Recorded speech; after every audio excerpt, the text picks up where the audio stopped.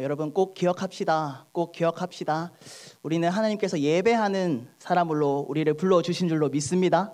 그래서 어느 상황이나 어느 장소나 우리의 예배하는 저와 여러분의 심령만큼은 온전히 예수 그리스도를 향해 있었으면 좋겠습니다.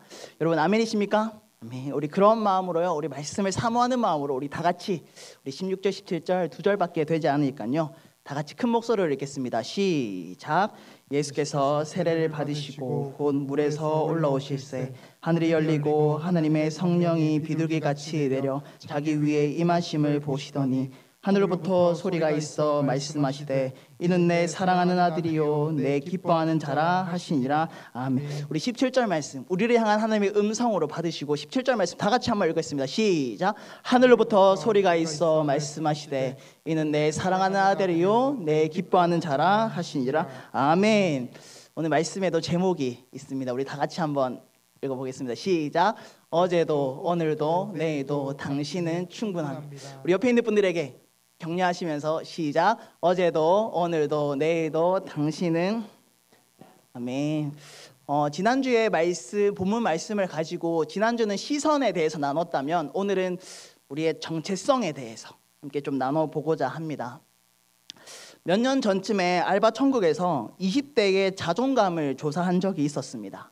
그래서 결과 발표를 했는데 여러분 20대의 자존감 조사였지만 저는 이 조사가 모든 연령대에 좀 다 같이 좀 나타날 것 같아서 공통적으로 나타날 것 같아서 준비해 봤는데요. 여러분 20대의 자존감은 높을 것 같습니까? 낮을 것 같습니까?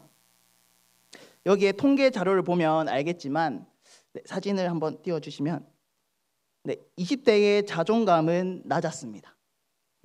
100명 중에 40명은 낮았고요. 25명은 어느 정도 자존감이 좀 높았고요. 35%는 보통이었습니다. 그렇다면 이게 첫 번째 사진이고 두 번째 사진. 그렇다면 나의 자존감이 낮아지는 순간은 언제인가? 또 더 좀 깊이 조사를 해봤어요. 내 자존감이 낮아지게 될 때는 언제인가라는 질문으로 좀 더 자세하게 분석했어요. 여러분 5위가 외모였습니다. 외모. 내 외모가 만족스럽지 못할 때 자존감이 낮아지는 거죠. 저와는 좀 상관이 없는 그런 이유인데 4위는 친구나 직장 상사와의 갈등이 일어날 때 내 자존감이 낮아지는 거죠. 아, 나는 이런 사람밖에 되지 않는구나. 그리고 3위는 가족의 기대에 부응하지 못할 때가 3위였습니다. 2위는 20대니까 취업이 안 되면 자존감이 낮아졌습니다. 다른 사람들은 다 승진하고 통장에 잔고에 재정들이 모아지고 막 그럴 때 나 혼자 취업이 안 되는 것처럼 느껴진다면 그때 자존감이 낮아지는 거죠. 그런데 제가 1위가 조금 신기했습니다. 1위가 뭘까요? 1위가 27% 정도였는데요. 행복해 보이는 지인의 SNS 사진을 볼 때입니다. 내 지인들이 친구들과 좋은 곳에 가고 또한 가족들과 맛집에 함께 갈 사람들이 있고 해외여행을 가고 또 유럽 여행을 가기도 하고 이런 모습을 보면 그때 SNS에서 그런 모습을 볼 때 그때 제일 많은 사람들이 자존감이 낮아진다는 거죠. 동역자 여러분, 여러분은 자신에게 자존감 점수를 몇 점 정도 줄 수 있을 것 같습니까? 여러분은 내 스스로에게 몇 점 정도 줄 수 있을 것 같습니까? 자신이 자신을 바라보는 관점, 시선은 너무너무 중요합니다. 내가 나를 보는 시각, 자존감이라 할 수 있고 정체성이라 할 수 있는 이것은 매우 매우 중요하다고 할 수 있습니다. 자기 자신을 어떻게 생각하고 바라보느냐, 이것에 따라서 우리의 삶은 매우 달라진다는 것을 우리는 기억해야 합니다. 우리는 자기 자신을 어떻게 바라보느냐에 따라서 내 삶의 행보와 내 삶의 걸음걸이와 내가 만나는 사람들과 내가 보내는 시간들이 달라진다는 것을 우리 또한 우리 스스로 잘 알고 있는 거죠. 두란노에서 나온 책 중에 하나인 상한 감정의 치유라는 책 안에서 자존감이라는 부분들에 대해서 기록한 대목이 있습니다. 이렇게 기록되어 있습니다. 당신의 낮은 자존감이 사단의 치명적인 무기이다. 그리고 이 낮은 자존감이 당신에게 두려움과 자신의 무가치함을 느끼게 하는 감정의 악순환을 계속적으로 경험하게 할 것이다. 사탄은 우리의 자존감을 이용해서 우리를 공격한다는 것이죠. 그리고 이 낮은 자존감이 당신에게 두려움과 자신의 무가치함을 느끼게 하는 감정의 악순환을 계속적으로 경험하게 할 것이다. 우리의 자존감을 사단이 이용해서 우리 스스로가 우리를 무가치하게 여기게 하고 그로 인해서 감정의 악순환이 이어진다는 거예요. 낮은 자존감 때문에 두려움이 생기기도 하고요. 낮은 자존감 때문에 의심이 생기고, 낮은 자존감 때문에 분노와 걱정과 죄책감과 정죄와 열등감들을 사탄은 우리로 하여금 일으킨다고 합니다. 그래서 심리와 신앙을 잘 조화해서 낸 베스트셀러 책을 기록한 시멘즈 목사님은 낮은 자존감이 우리 안에 있고, 낮은 자존감이 우리의 생각과 마음을 지배하고 있을 그때에 우리에게 나타나는 4가지 실패의 삶의 모습, 패배의 삶의 모습을 얘기했습니다. 우리 안에 낮은 자존감이 있을 때 우리에게 어떠한 현상과 반응이 일어난다고 얘기하냐면, 낮은 자존감이 우리의 생활을 패배와 실패로 이끌어가는 4가지 이유에서 첫 번째 이유를 보면, 낮은 자존감은 우리의 잠재력을 마비시킨대요. 자존감이 낮으면 내 모든 잠재력이 다 잠겨버리는 거죠. 사탄은 이처럼 낮은 자존감을 이용해서 하나님이 우리에게 주신 달란트를, 하나님의 선물을 하나도 발휘할 수 없도록 만들어 버리는 것입니다. 두 번째로, 낮은 자존감은 우리의 꿈들을 파괴시킨다. 이스라엘 백성들은 가나안 입성을 눈앞에 두고 12 정탐꾼이 먼저 그 땅을 정탐하고 와서 10명과 2명으로 나누어집니다. 하지만 10명은 노예로 평생 살았던 그들을 메뚜기로 본 거죠. 낮은 자존감 때문에 결국 그들은 가나안 땅에 들어가지 못하고 광야에서 비참하게 죽었습니다. 세 번째로, 낮은 자존감은 우리의 대인관계를 해친대요. 자존감이 낮은 사람이 왜 대인관계에 문제가 생기는 걸까요? 사탄은 낮은 자존감을 이용해서 다른 사람으로부터 열등감을 일으킨다고 합니다.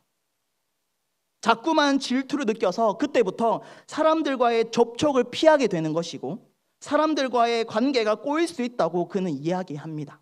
마지막으로 4번째는, 낮은 자존감은 하나님을 위한 사역에 방해가 된대요. 자존감이 낮은데 하나님 약하면 하나님이 쓰신다면서요? 아니요. 그런데 낮은 자존감 때문에도 하나님의 사역이 방해가 될 때가 있대요. 믿음의 선배 모세를 보면 하나님이 그를 부르셨어요. 뭐라고 이야기합니까? 모세는 하나님의 부르심의 앞에, 주님, 저는 말을 잘 할 수 없는 사람입니다. 입이 뻣뻣한 혀가 둔한 사람입니다. 하나님, 보낼 자를 보내십시오. 하나님이 계속해서 부르시는데 그는 계속해서 도망치고 거부하게 되는 거죠. 낮은 자존감은 하나님의 일을 주저주저하게 만드는 거죠. 그래서 마귀는 성도에게, 우리에게 다른 어떤 것을 공격하는 것이 아니라 우리에게 공격하는 게 뭘까요?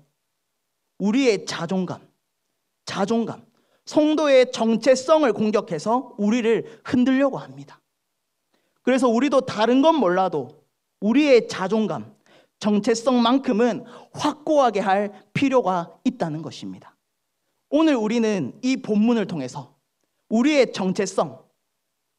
정체성이 무엇인가 확실하게 견고하게 세울 필요가 있다는 것입니다. 그럴 때 우리는 사탄에게 놀아나지 않는 인생을 살아가게 되는 거죠. 그래서 오늘 우리는 이 본문을 통해서 내가 어떤 정체성으로 살아가야 하는지, 우리의 인생의 유일한 정답인 성경 말씀을 통하여 우리의 정체성을 분명하게 잡고 가는 시간이 될 수 있기를 주님의 이름으로 축복합니다. 오늘 본문은 예수님께서 하나님의 말씀도 전파하고 참 자유도 주시고 각종 병도 고치셨는 공생애를 막 시작하시는 본문이에요. 그래서 먼저 세례를 받으시고, 이제 저번 주에 저희가 본문 말씀으로 봤죠. 광야로 가셔서 광야에서 제일 먼저 마귀에게 시험을 받는 장면이 나옵니다. 여러분, 우리가 왜 이 시험에 주목해야 할까요? 사탄이 우리의 구주 예수님께 시험하기 위해서 그저 그런 전략을 가지고 나오는 것이 아니라 예수님이기 때문에 최고의 전략과 최고의 무기를 가지고 예수님께 나와서 예수님을 쓰러뜨리려고 하는 그런 장면이기 때문에 우리는 사탄이 쓰는 이 전략을 주목해서 볼 필요가 있습니다. 우리에게도 사탄은 똑같이 강력하게 가장 자신 있고 가장 자신 있는 전략을 들고 우리를 시험하기 때문에 우리는 이 전략이 무엇인지 정확하게 파악을 할 필요가 있습니다. 마귀는 무엇으로 예수님을 흔들어 놓을까요? 역시 마귀는 고수 중에 고수입니다. 첫 번째, 마귀는 돌을 떡으로 만들라는 시험, 그것이 첫 번째였는데 이것만 보면 부족합니다. 마귀의 첫 번째 시험은 돌덩이가 떡덩이가 되게 하라. 40일 동안 금식으로 굶주린 예수님을 그렇게 시험했지만 우리는 마귀가 왜 이런 시험을 했는지, 왜 이렇게 말했는지 이유를 우리는 알아내야 합니다. 말씀을 한번 볼까요? 마태복음 4장 3절 말씀인데 우리 다 같이 한번 읽어보겠습니다. 시작. 시험하는 자가 예수께 나와서 이르되 내가 만일 하나님의 아들이거든 명하여 이 돌들로 떡덩이가 되게 하라. 앞을 볼까요? 여기서 핵심은 돌을 변화시켜서 떡덩이가 되게 하라. 이게 중요한 게 아니에요. 뭐가 중요해요? 그 앞에 있는 내가 만일 하나님의 아들이거든. 노란색 단어입니다. 만일 내가 하나님의 아들이거든. 마귀는 제일 먼저 무엇을 시험합니까? 예수님의 정체성을 시험하는 거죠. 두 번째도 동일합니다. 4장 6절 말씀이에요. 우리 다 같이 한번 읽어볼게요. 시작. 이르되 내가 만일 하나님의 아들이거든 뛰어내리라. 기록되었으되 그가 너를 위하여 그의 사자들을 명하시리니 그들이 손으로 너를 받들어 발이 돌에 부딪히지 않게 하리로다 하였느니라. 이 시험도 높은 곳에서 한번 뛰어내려봐. 그 시험이 아니에요. 떨어졌을 때 예수님이 다치지 않고 천사들이 아주 멋있게 받아내는 그런 시험이 아닌 거죠. 마귀의 공격은 한결같아요. 일관성이 있습니다. 무엇입니까? 만일 하나님의 아들이거든. 계속해서 네가 만일 하나님의 아들이거든. 계속해서 하나님의 아들인지 아닌지 자꾸만 예수님의 정체성을 계속해서 흔들면서 마귀는 시험하며 질문합니다. 그런데 여러분, 하나님의 아들인지 아닌지 마귀는 무엇을 보고 알 수 있는 것처럼 얘기하나요? 그것은 바로 결과물이었습니다. 결과물. 돌이 떡으로 바뀌는 결과물. 뛰어내렸을 때 하나도 다치지 않는 능력. 천사들의 보호와 같은 마귀는 눈에 보이는 결과를 통해서 네가 하나님의 아들임을 증명해라. 결과를 통해 너의 정체성을 증명해라 라고 이야기합니다. 그런데 예수님은 이상하게 능력을 행함으로 자신의 정체성을 보여주지 않습니다. 동역자 여러분, 이게 굉장히 중요한 포인트인데 예수님은 모든 것을 다 하실 수 있는 존재입니다. 여러분 아멘입니까? 40일 동안 예수님이 100% 하나님이시자 100% 인간이신데 배고프시잖아요. 모든 것 다 하실 수 있습니다. 만약에 저에게 능력이 있고 하루 이틀 굶고 금식기도 하고 있는데 마귀가 깐족깐족거리면서 돌덩이를 보여주면서 떡덩이로 만들어봐 막 이렇게 하면 저는 사탄 자체를 가래떡으로 만들어버릴 것 같아요.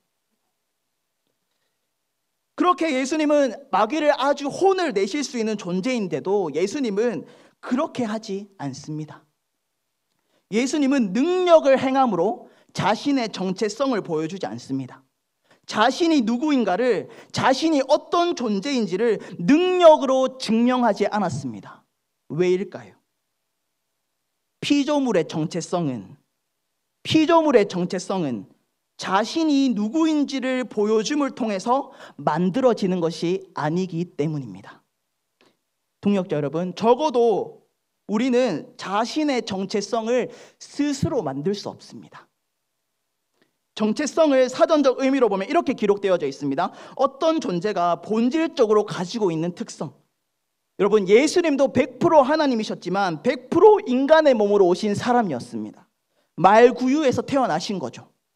그래서 인간이 본질적으로 가지고 있는 특징이 있다는 것을 우리에게 보여주기 위해서 예수님은 자신의 능력으로 자신의 정체성을 만들지 않았습니다.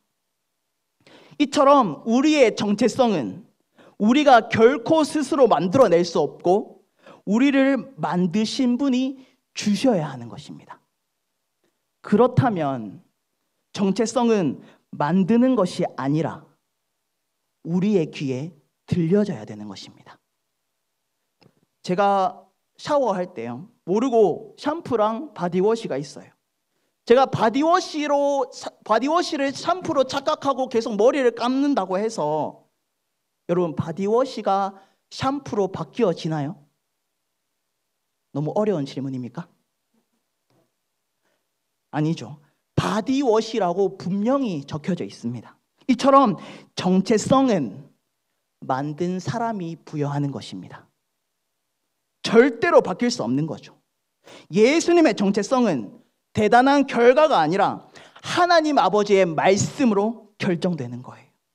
그래서 시험 받기 전에, 예수님께서 광야로 나아가기 전에 오늘 저희가 읽은 마태복음 3장 17절, 하나님께서 예수님의 정체성을 분명하게 말씀해 주셨습니다.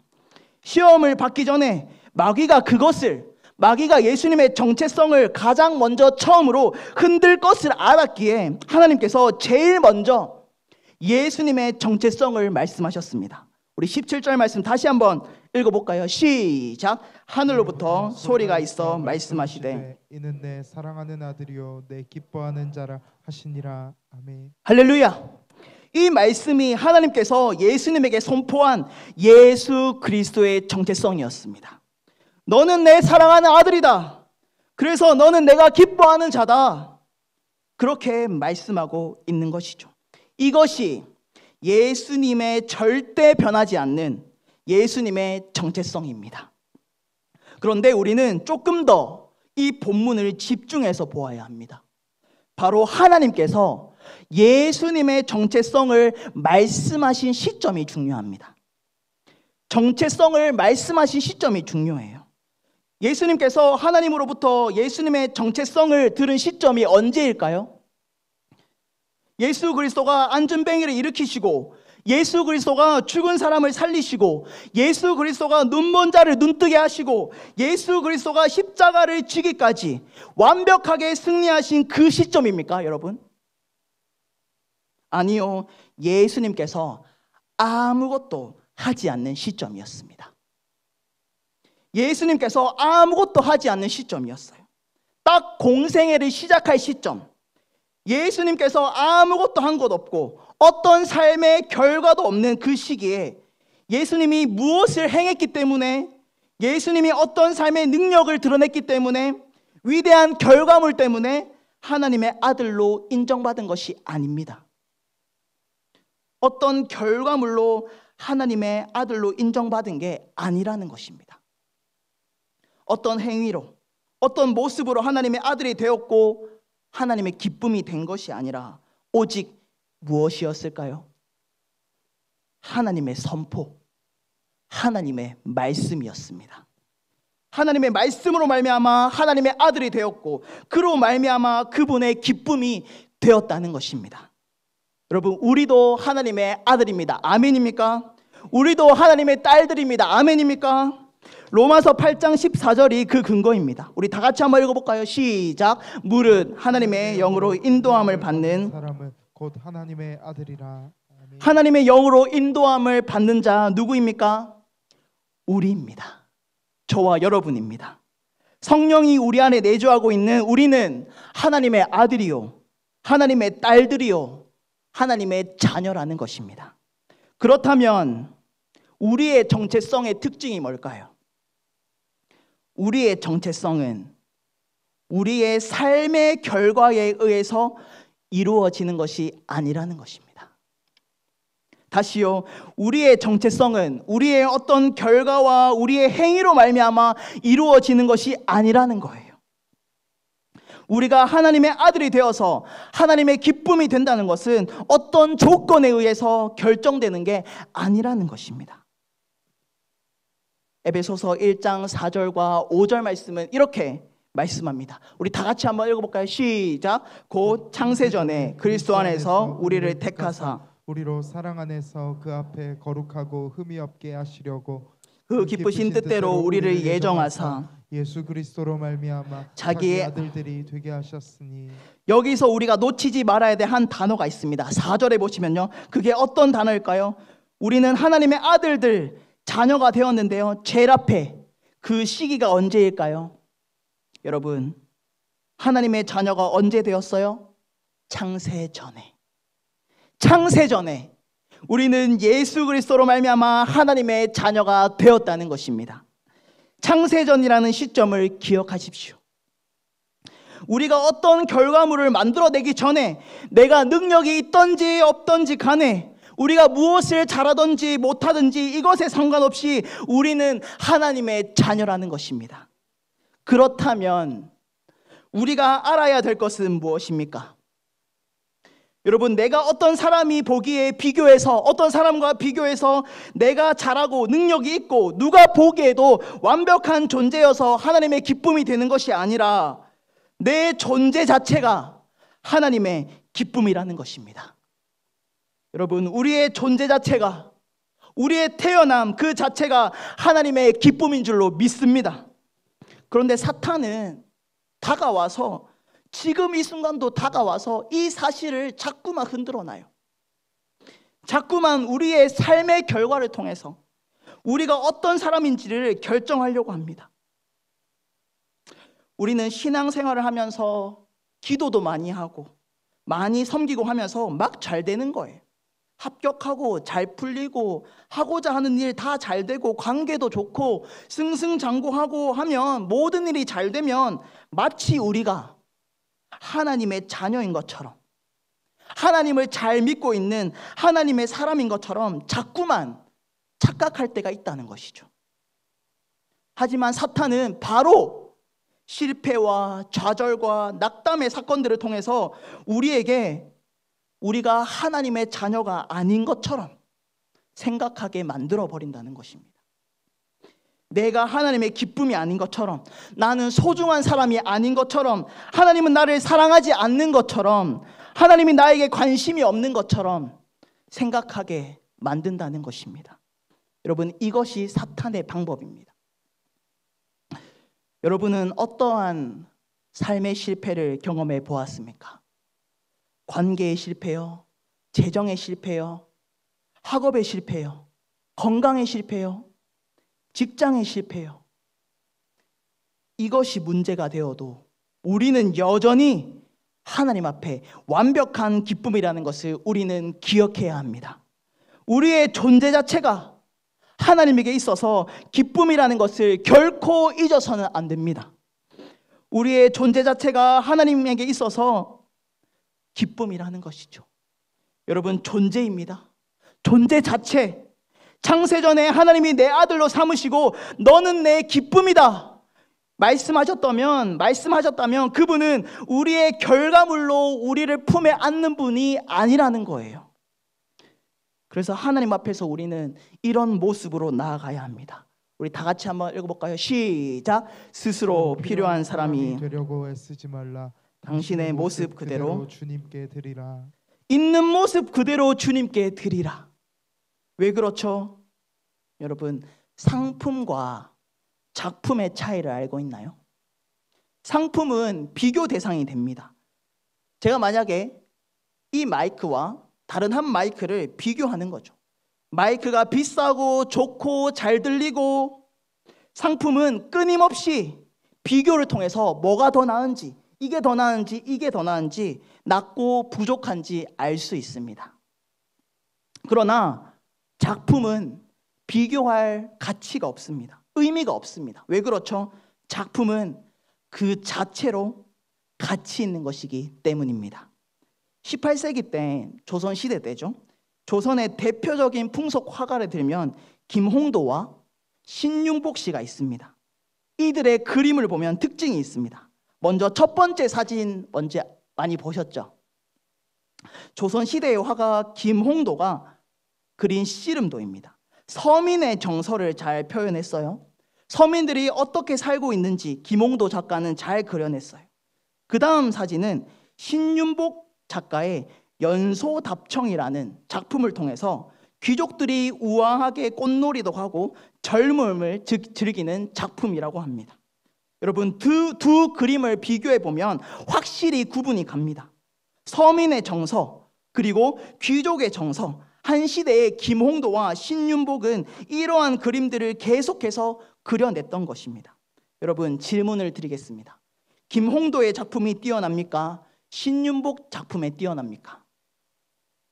둘 중에 어느 작품이 뛰어납니까? 이 질문은 쉽게 답할 수 없습니다. 왜요? 둘 다 작품으로서의 가치가 다르기 때문입니다. 작품이기 때문에 누구 것이 더 낫다고 말하기 어렵습니다. 둘 다 독특한 가치가 있는 거죠. 그래서 질문부터가 틀린 거예요. 작품이기 때문에 어느 그림이 더 낫습니까? 라는 질문 자체가 틀린 거죠. 이것이 작품의 세계입니다. 하나님께서 저와 여러분을 창조하실 때 상품으로 만든 게 아니라 작품으로 만드셨습니다. 여러분을 작품으로 만들었다는 것이 성경에 분명하게 기록되어 있습니다. 에베소서 2장 10절인데요. 우리 다 같이 한번 읽어보겠습니다. 시작. 우리는 하나님의 작품입니다. 선한 일을 하게 하시려고 하나님께서 그리스도 예수 안에서 우리를 만드셨습니다. 하나님께서 이렇게 준비하신 것은 우리가 선한 일을 하면서 살아가게 하시려는 것입니다. 할렐루야. 여러분, 우리는 하나님의 작품입니다. 하나님의 백성인 우리는 누구입니까? 하나님의 솜씨로 만들어진 하나님의 독특한 창조물. 우리는 하나님의 작품입니다. 그래서 우리가 하나님의 작품이기 때문에 우리는 서로 달라야 합니다. 여러분, 그래서 우리가 서로 달라야 해요. 절대로 남과 비교하지 마십시오. 작품인데 왜 비교합니까? 상품은 비교해도 좋습니다. 그러나 우리는 상품으로 만들어진 존재가 아니라 작품으로 만들어진 존재이기 때문에 각자만의 귀한 정체성이 있다는 것입니다. 그래서 여러분, 우리는 존재 자체로 소중한 사람입니다. 세상은 우리를 향해서 외치죠. 뭐라고 외치죠? 야, 너는 부족해. 너는 왜 그래? 너는 문제가 있어. 너의 상황을 좀 봐라. 너의 지금 처지를 좀 봐라. 그러나 기억해야 합니다. 우리는 우리 존재 자체로 충분한 존재, 하나님의 작품들입니다.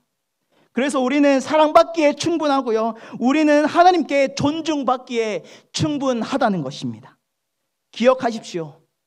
꼭 기억하십시오. 우리는 우리의 정체성을 높이는 존재가 아니라 정체성을 지키는 존재입니다.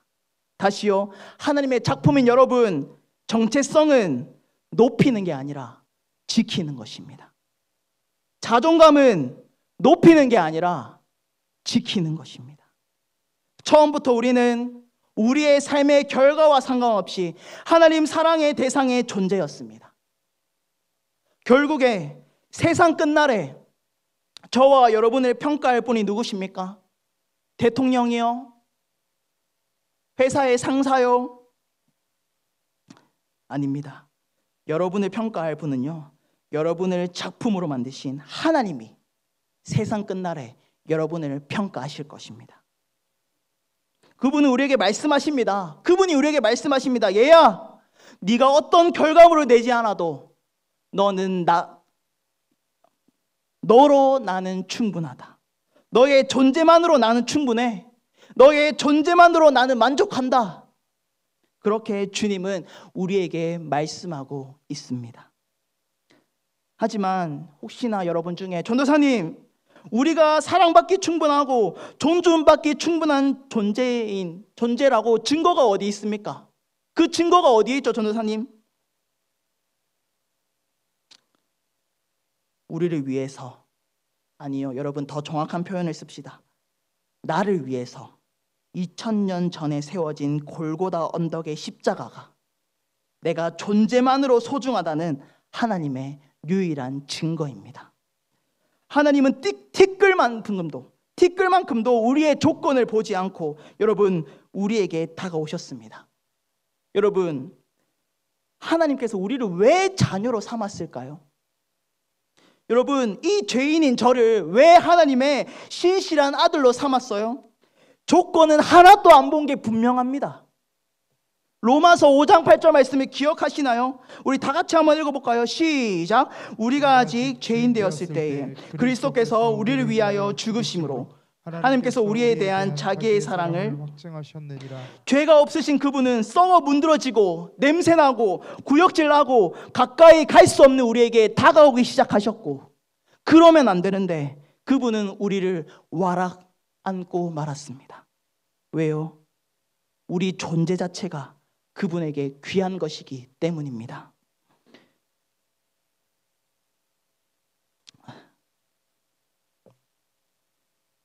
그래서 주님은 오늘 말씀을 통해서 우리에게 이렇게 말씀하십니다.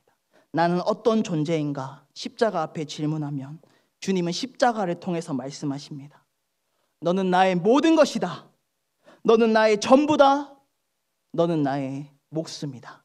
그렇게 주님은 말씀해 주실 것입니다. 아직 하나님에게 나는 어떤 존재인가 고민하고 있는 존재가 있습니까?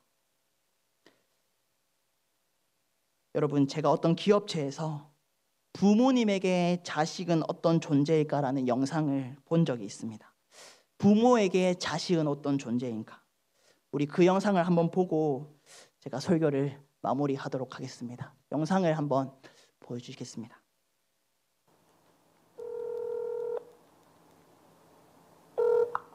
여자님 어디에요? 응, 엄마 뭐 하고 있어? 엄마 이거 가스하러 왔어. 아, 엄마 전화 잠깐 할 수 있어요? 네? 전화 잠깐 할 수 있어? 너가 어디에서? 여보세요? 어. 엄마 뭐해? 그냥 TV 보다가 이제 씻으려고 해. 왜? 아니 뭐 바빠? 안 바빠. 아빠, 응. 뭐 하고 있었어? 사무실이요? 왜? 아빠, 바쁘나? 아니, 일 다 끝났어. 아빠, 어. 나는 아빠한테 무슨 아들일까? 내가 엄마한테 그 무슨 어떤 아들이야? 나는 아빠에게 어떤 딸인가요? 나는 엄마한테 어떤 아들인가요? 나는 엄마한테 어떤 딸이야? 어떤 딸이야, 나는?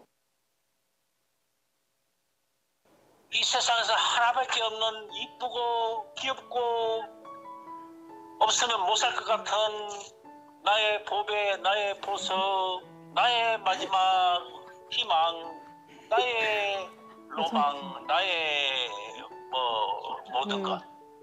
됐어. 나는 믿을자니 믿고 있어. 뭘 믿어? 내 자식 잘하게 내가 좀 좋지. 아. 아니, 나는 솔직히 자랑스러워. 네. 네가 했다기. 너 고생 많이 했잖니. 와가지고. 에이, 뭐 고생이 다 똑같이 하는 건데. 엄마. 나는 엄마한테 어떤 딸인가요? 오늘 어떤 딸이야?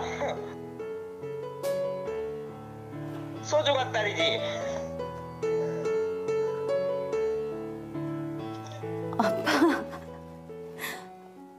왜? 아빠 있잖아. 응.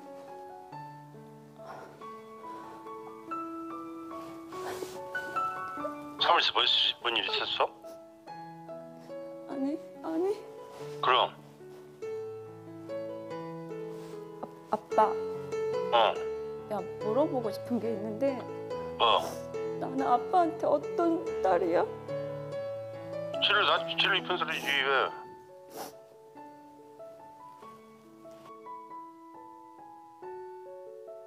나는 다 사랑했다. 다 행복했다고? 진짜야. 거짓말. 아니야, 나는 그렇지 않아. 우리 딸 사장 입어서 건강해 있는데. 어? 우리 딸 많이 아팠어요. 아파 있을 때 건강할 때. 우리 딸이 이제 살았다 그 생각에. 항상 엄마는 마음이 아프지. 나를 키우면서 가장 행복했던 순간이 언제야? 그렇지, 행복해. 네가 잘 크고 그러니까 행복해지. 나를 키우면서 가장 행복했던 순간이 있어? 당연히 있지. 항상 행복했어. 나 태어났을 지금까지? 때부터 지금까지? 항상 행복했어. 가끔 네가 속을 썩일 때는 좀 속상하기는 했지만 그래도 항상 행복해. 어디서 엄마가 너 같은 딸을 얻겠냐.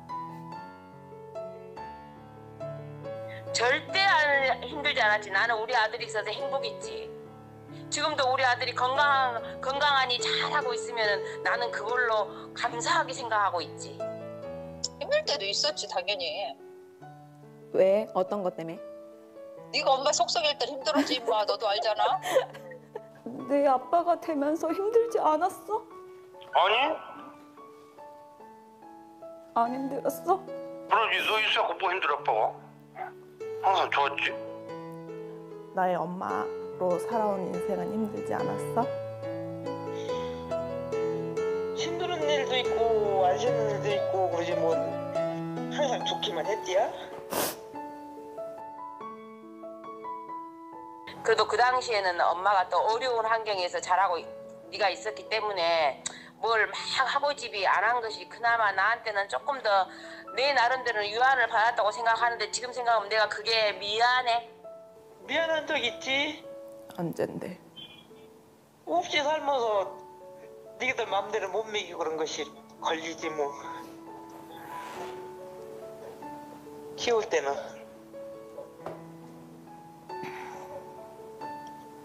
놈들같이 많이 정말 못 해주고 먹고 싶은 거 맘대로 못 먹이고 그랬지 뭐. 부모 마음은 다 똑같지. 다시 태어나도 내 엄마가 돼줄 거야? 그러지.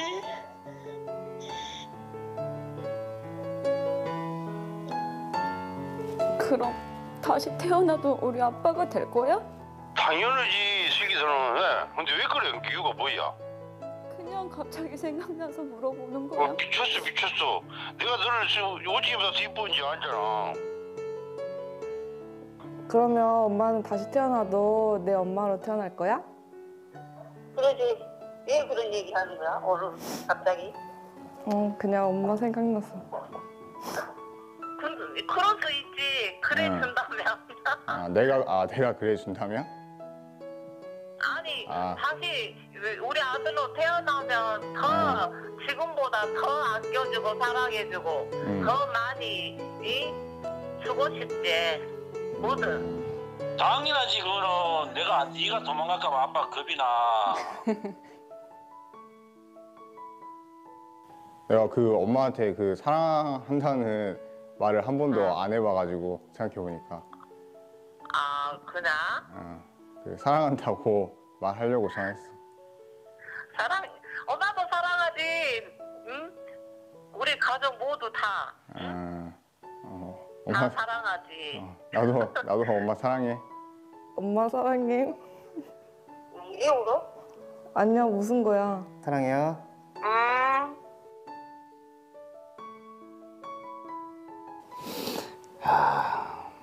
왜? 무슨 고민 있냐?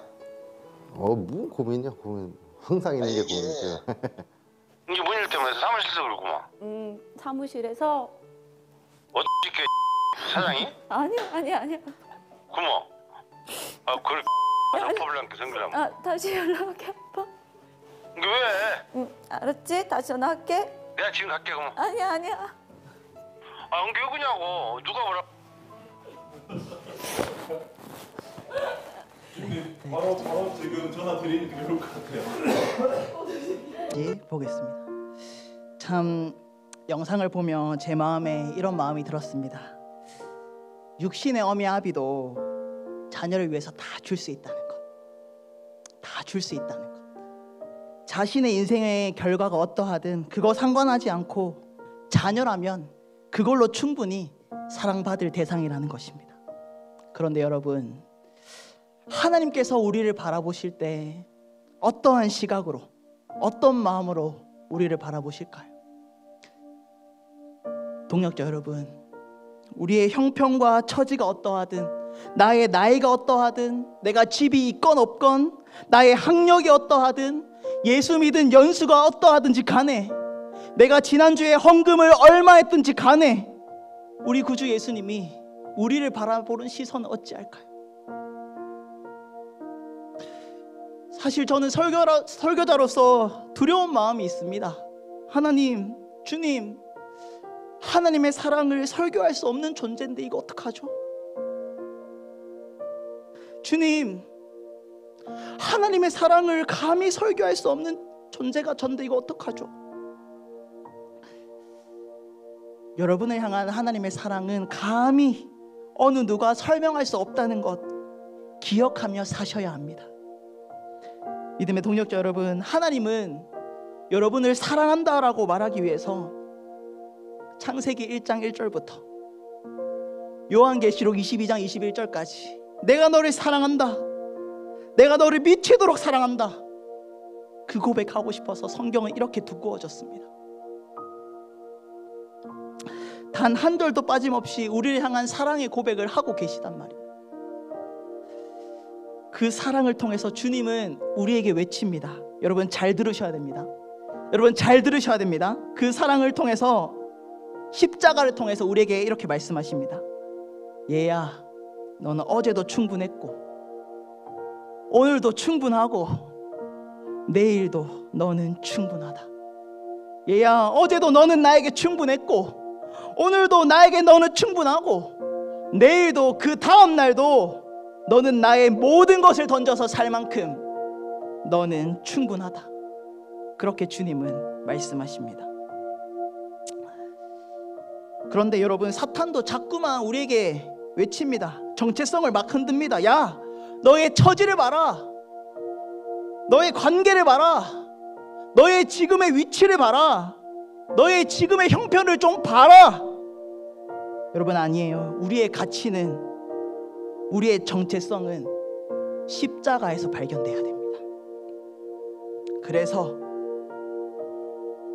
우리를 위해서 희생하고 값을 치른 분이 있다면 예수 그리스도, 단 한 분 예수 그리스도, 그분이 너로 충분하다라고 기억하시는 말씀 가운데 귀가 열리고 사단의 음성에 귀를 막고 하나님의 음성에 귀를 여는 저와 여러분이 될 수 있기를 간절히 소망합니다.